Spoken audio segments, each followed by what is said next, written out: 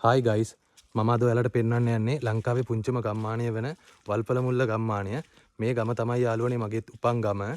මේ ගමට එනවා නම් නක්ලස් දූවිලියල්ලට යන පාර දිගේ කිලෝමීටර් 4ක් එන්න ඕනේ යාළුවනේ. මේ එන අතරතුර මාරම ලස්සන ලොකේෂන් කිහිපයක්ම හම්බ වෙනවා. දැන් මම මේ ඉන්නේ ඒ වගේ ලස්සන ලොකේෂන් එකක. මම බෑක් කැම් එක දාලා යාළුවනේ ඔයාලට පෙන්වන්නම් කොහොමද මෙතන තැන කියලා. බලන්නකෝ කොහොමද කියලා. මේ තමයි යාළුවනේ වල්පලමුල්ලේ වැව. දැන් නම් මේක පුරන් වෙලා ගිහිල්ලා තියෙන යාළුවනේ. ඒ වුණාට වැහි කාලෙට මේක සම්පූර්ණයෙන්ම වතුරෙන් පිරීලා යනවා. මේ දැන් නම් වැස්ස පොඩ්ඩක් අඩු නිසා මේ පිරීලා නැහැ සම්පූර්ණම. නැත්තම් මේක සම්පූර්ණයෙන්ම පිරීලා යනවා. දැන් බලන්න යාළුවනේ මෙතන කොහොමද ලස්සන කියලා. වටේට view එක.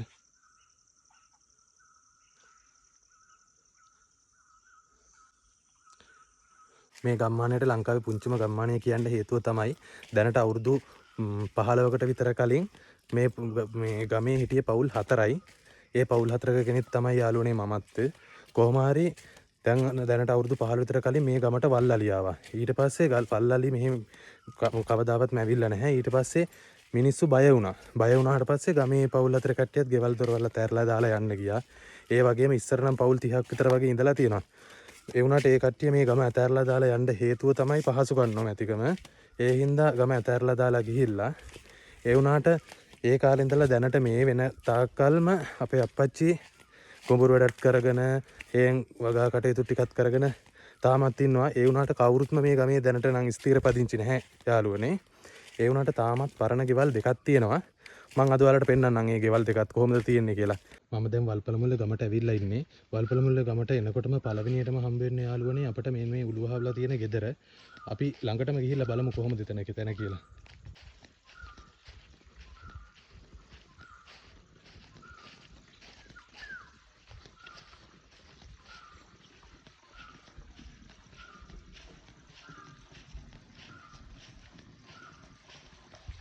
මේ ගෙදර ළඟ ඉඳලා මීටර් 50ක් විතර අපේ ගෙදරට තව යන්න ඕනි පල්ලෙහාට. එහෙම යනකොට යාළුවනේ මේ මෙතනින් එක තැනකින් පාර දෙපැත්තට බෙදෙන තැනක් හම්බ වෙනවා. මේ පැත්තෙන් දකුණට ගියොත් එහෙම නක්ලස් දූවිලි ඇල්ලට යන පැත්ත. මේ පල්ලෙහාට යන්නේ අපේ ගෙදරට. මේ අලි වැටකුත් දාලා තියෙන්නේ. මේකේ නම් මේ දැන් කරන්ට් එක නැහැ. මේ දවස්වල ඕෆ් කරලා තියෙන්නේ.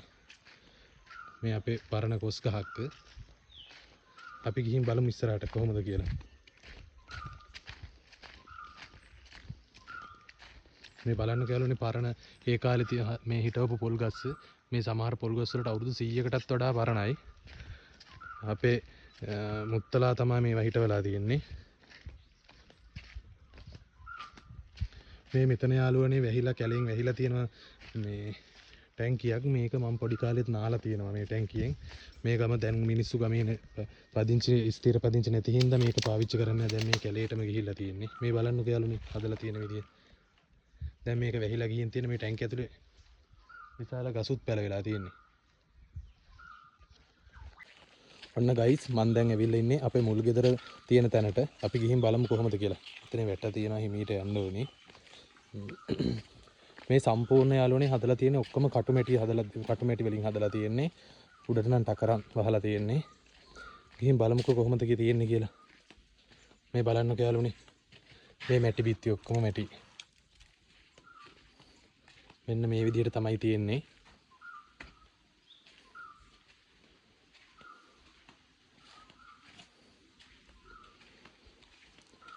අපේ මේ ගෙදර යාළුවනේ සෝලර් ලයිට් තියෙනවා.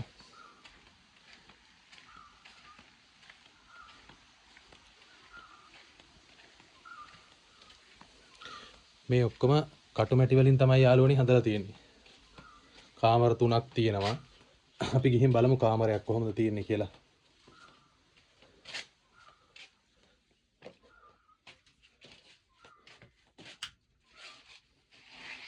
මේ ඩබල් බෙඩ් එකක් තියෙනවා යාළුවනේ. මේකත් හදලා තියෙන ඉකෝ විදිහට.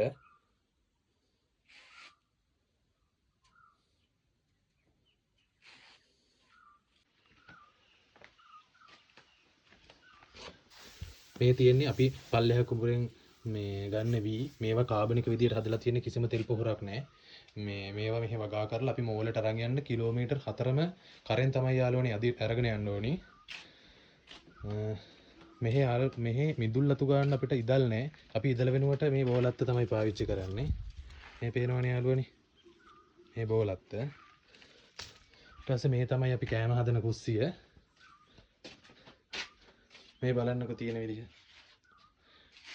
අපේ මේ ගෙදෙට්ට යාළුවනේ දැන් මේ වෙනකොට නම් සංචාරක කට්ටිය තමයි ගොඩක්ම ඉන්නේ වැඩිපුර.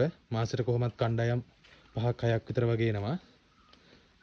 අපි ගිහින් බලමුකෝ පල්ලෙහා කුඹුරක් කොහොමද තියෙන්නේ කියලා. මම ඔයාලට පෙන්නන්නම් ගිහිල්ලා. මේ මෙතනින් පල්ලෙහාට යන්න ඕනි. දැන් නම් යාන්තම් පල්ලෙහාට වතුර තියෙනවා. ওই වතුර සද්දක් ඇහෙන්නේ පල්ලෙහා තියෙන අපේ මෙතන පිහිල්ලක් තිබුණ ඉස්සර.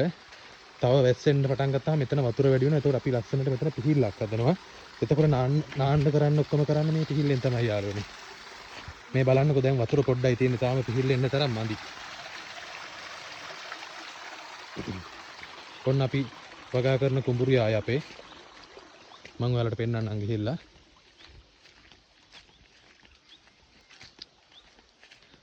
මේ තමයි අපේ කුඹුරු යාය යාළුවනේ.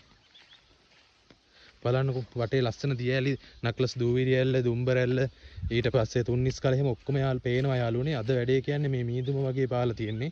ඒ නිසා පේන්නේ හරියට පැහැදිලිව පේන්නේ නැහැ. ඔයාලට පෙන්නන්න මම වෙන දවසක පෙන්වන්නම්.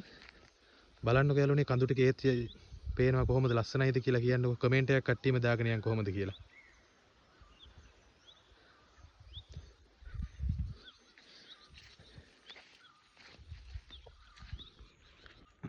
මේ ඉන්නේ යාළුවනේ අපේ යාළුවෝ දෙන්නෙක්. මෙයාලගෙන් තමයි අපි කුඹුරු වැඩ කරන්නේ. බලමු පොඩ්ඩක් ළඟට ගිහින් කොහොමද කියලා. සුද්දා කොහොමද? හා? මොකද? හරි? හා?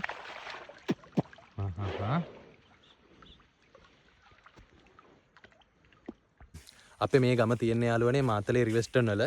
ඉතින් ඔයාලත් මේ ගම බලන්න එනවා නම් මේ කතා කරන්න මම නම්බර් එක දාන්නම්. ඒ වගේම මට ඔයාලගෙන් පුංචි ඉල්ලීමක් කරන්න තියෙනවා යාළුවනේ. මේ මගේ මේ පේජ් එකත් ෆලෝ කරගෙන ලයික් එකක් දාගෙන යන්න. මොකද මං ඉස්සරහට මේ වගේ අපේ ගමේ තව තියෙන ලස්සන ලොකේෂන් තියෙනවා. මේ කවුරුත් දැකපු නැති තැන් තියෙනවා. මං ඒ ඔක්කොම මේ පේජ් එක කරා ඔයාලට පෙන්වන්නම්. මේ ඉතින් ඒකින්ද මේක ෆලෝ කරගෙන යන්න. අපේ ගමටම ආවේනික වෙච්ච කෑම වර්ග තියෙනවා. ඒ වගේම පළතුරු වර්ග තියෙනවා. ඒ හැම දෙයක්ම මම මේ පේජ් එකේ දාන්නම්. ඉතින් ඔයාලත් මගේ මේ පේජ් එක ෆලෝ කරගෙන යන්න යාළුවනේ.